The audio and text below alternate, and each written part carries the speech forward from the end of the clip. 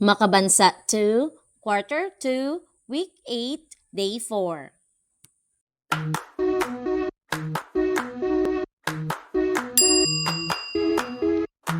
Hello, welcome to my YouTube channel. This is Chell.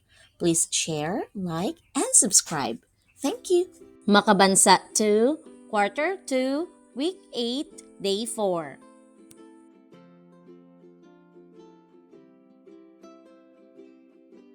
Mga kasanayang pampagkatuto.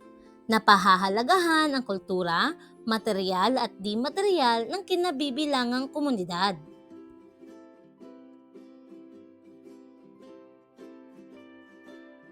Magandang araw sa inyo mga bata! Kumusta kayo? Bago tayo dumako sa ating bagong aralin, ay balikan natin ang ating tinalakay kahapon. Handa na ba kayo? Magaling! Ano ang ibig sabihin ng tradisyonal na awitin? Ang tradisyonal na awitin ay isang kanta na nagmula sa sinaunang panahon at ipinasa-pasa sa iba't ibang henerasyon. Narito ang ilan sa mga halimbawa ng mga tradisyonal na awitin. Leron-leron sinta, magtanim ay di biro, bahay kubo, paru-parong bukid, tong-tong-tong pakitong-kitong.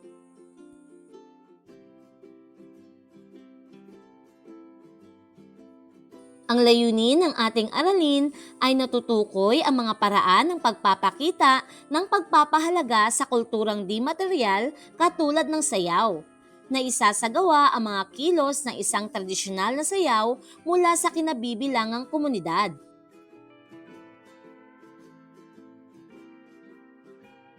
Ipagawa ang simpleng ehersisyo.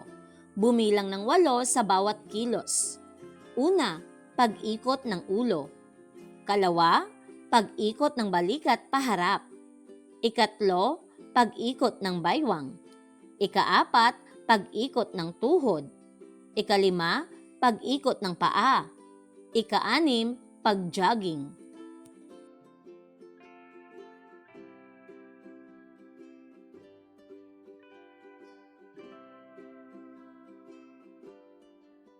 Gamitin ang link sa ibaba.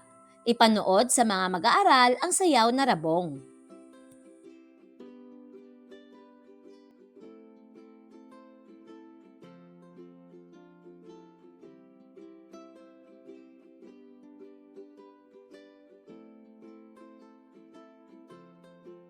Ang rabong ay isang tradisyonal na sayaw na nagmula sa rehiyon ng Ilocos sa Pilipinas.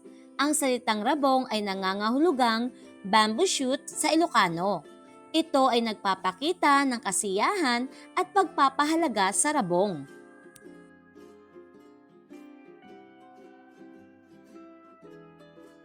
Gamit ang tradisyonal na sayaw sa kinabibilangang komunidad, papiliin ang mga mag-aaral at ipasayaw ito ayon sa kanilang kakayahan.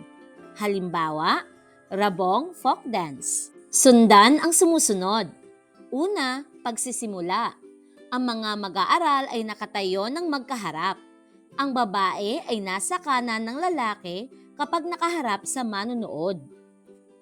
Ikalawa, paggalaw ng mga kamay.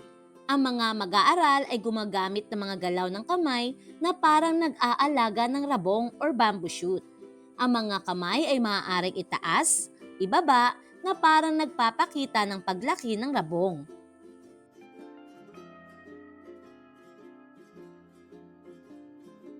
Ikatlo, hakbang sa pag-ikot. Ang mga mag-aaral ay umiikot sa kanilang mga kapareha habang ginagawa ang mga simpleng hakbang.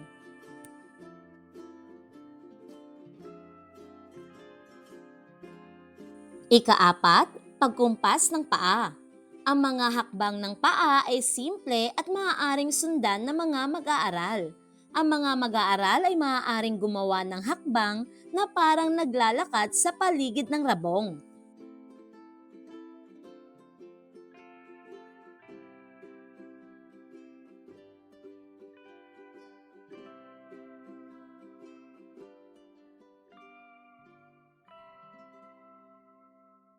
Ano ang inyong natutunan sa ating aralin?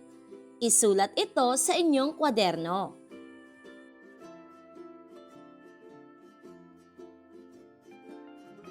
Gamitin ang oras na ito sa pagtatanghal.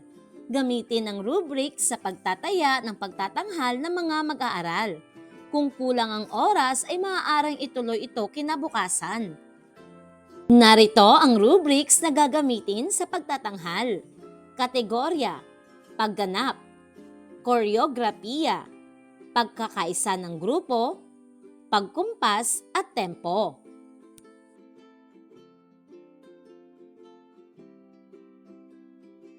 Para sa dagdag gawain, maaaring gumamit ng tradisyonal na sayaw na galing mismo sa kinabibilangang komunidad. Ipagawa ang portfolio assessment ng mga ginawang drawing o painting. Ngayon mga bata, dito nagtatapos ang ating aralin. Nawa po ay mayroon kayong natutunan sa araw na ito. Salamat! Bye!